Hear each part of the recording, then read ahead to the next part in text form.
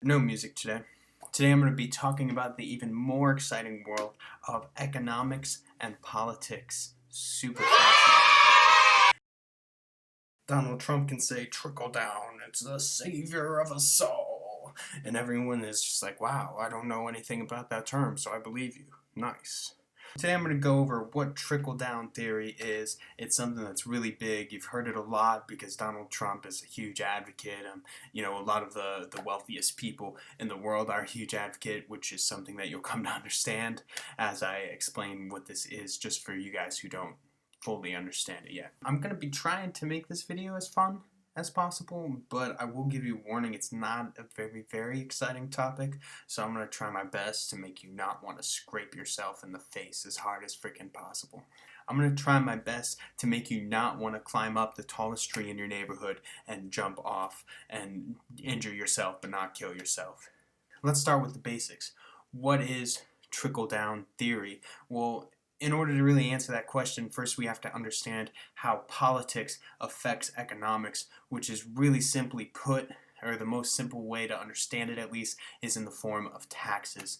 It does get more complicated when you get into discount rates and other federal programs that do affect the economy, but from an everyday person standpoint, economics and politics just combine in the forms of taxes. This is because the government needs to get their money to do whatever they need to do. Whether it's fund the military or pave your roads or fund the military, or sometimes they'll put it towards funding machinery to go into the military. Trickle-down theory specifies it more, saying that if you give tax cuts to specifically the wealthy, not all around tax cuts, but tax cuts to the highest earners and the largest businesses, it'll create more jobs. The idea is that it'll stimulate the economy because suddenly the companies are making more money and can use that money to expand production and hire more people, yada da da da. Bullshit. In theory, this might be able to work, and maybe at certain points in history this would have worked, and that's where these ideas stemmed. Take the Model T, for instance, back in the early 1900s, when Henry Ford created the first production line ever, giving Ford Motor Company a lot of funds would create more jobs. Because he had many people working in a line in the factory, employing many people, especially in the city of Detroit. And I use the automotive industry because I do. Like, sorry, this is my example of choice. Deal with it. I mean, in the 1900s, maybe trickle-down worked. Now, in the 21st century, however, it's just such a different story. Now, companies use excess funds to try and cut the bottom line, and that's how they make extra money. Cutting the bottom line usually involves replacing all of your employees as much as possible with a machine that can run much longer days. You don't have to worry about insurance. Maybe you have to repair the machine, but overall it is a lot cheaper. So when you give all these giant companies more and more money, it gives them more money to spend on replacing you. So back to the automotive industry. If you look at manufacturing plants now, yes, you still have these giant assembly lines, but now it's just all robots.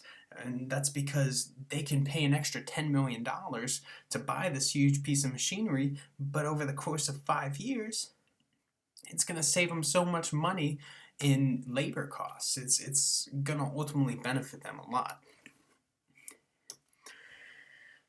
And on a side note, when they buy giant equipment like that, they actually can write it off in their taxes as business expense.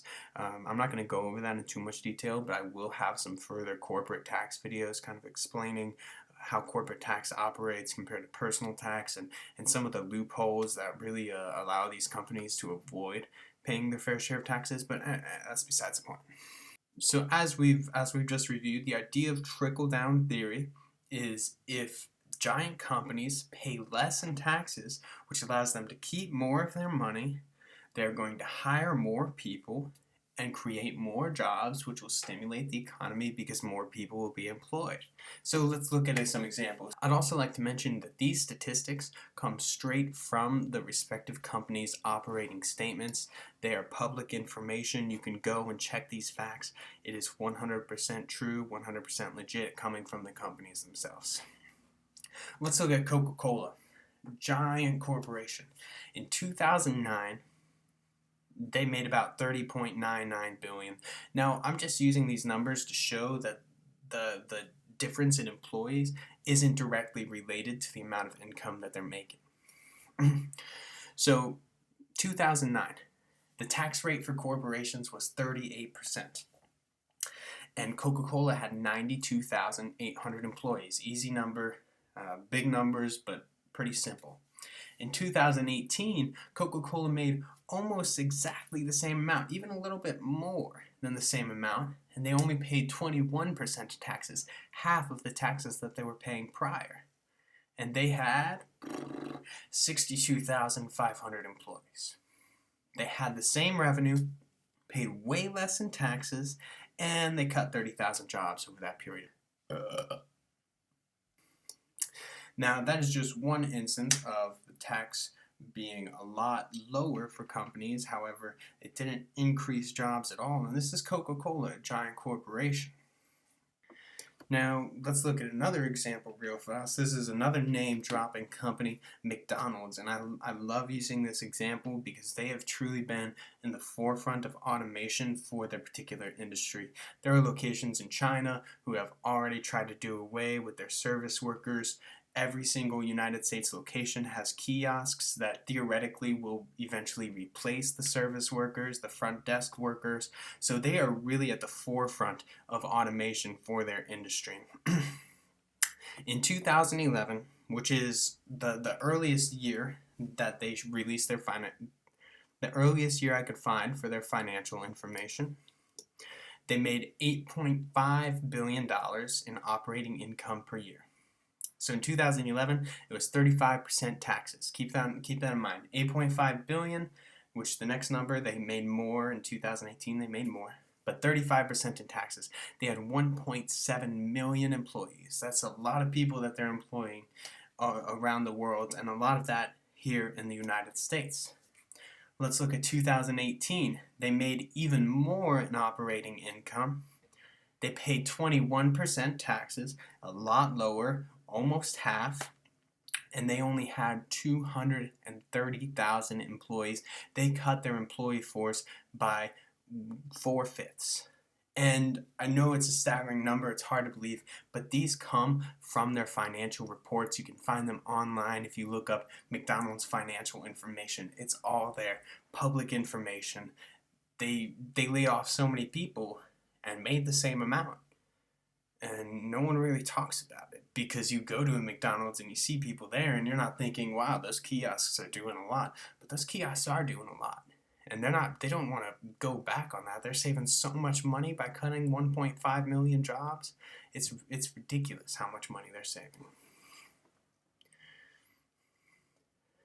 So basically now we have this giant cycle when we cut corporate taxes where corporations have more money because they're paying less in taxes, and they invest that in ways to cut their employees, which save them money, and then the low taxes gives them even more money, and it's just this vicious cycle of replacing jobs, and I mean it's just entirely against what the fundamentals of trickle-down economics is supposed to be in the first place.